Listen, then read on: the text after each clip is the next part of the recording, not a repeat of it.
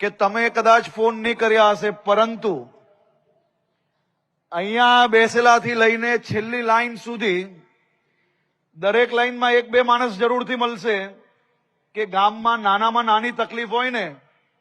તો police station પછી ને હર્ષ સંઘવીને પહેલા ફોન કરે, અને આ હર્ષ સંઘવી અડધી રાત્રે ફોન ઉચકીને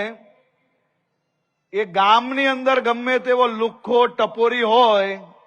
એને સીધા પગે ચાલવા નથી લીધો ને આખા ગામે એના દ્રશ્ય જોયા હશે, અને અહીં બેઠેલા સૌ લોકોએ જરૂરથી એ દ્રશ્ય જોયા હશે. અને આજે સમાજના સૌ આગેવાનોએ જયારે એમાં મક્કમતાથી રાજ્ય સરકારની આ મુહિમને, મુખ્યમંત્રીશ્રીની આ મુહિમને જો તમે સૌએ સિક્કો લગાડીને કીધું કે હજી વધુ કડકાઈથી કામ લો, તો અમે તો હજી વધુ કડકાઈથી કામ લેવા માટે હંમેશા તૈયાર છીએ. પણ હું આજે આ વચન આપું છું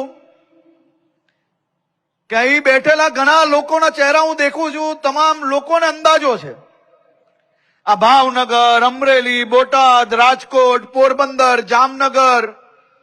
નાના નાના ગામની અંદર તમે બધા જ યાદ કરો, એ દિવાળીનો સમય હોય, તહેવાર હોય, નાની મોટી ગમે તેવી તકલીફ પડી હોય, વ્યાજના ચક્કરમાં સામાન્ય માણસને ફસાવ્યો હોય, એક એકનો હિસાબ આપણે સૌ લોકોએ મળીને સીધા કરવાનો કર્યો છે. ક્યારેય સમાજ જોઈને ગુનેગારો પર એક્શન નથી લીધા, પરંતુ ગુનેગારનો કોઈ સમાજ જ નથી હોતો. ગુનેગાર એ સમાજનો દુશ્મન હોય છે, અને ગુનેગારને મજબૂતાઈથી એનો કઈ રીતે હિસાબ કરવો જોઈએ એ ભૂપેન્દ્રભાઈ પટેલની સરકાર સારી રીતે જાણે છે.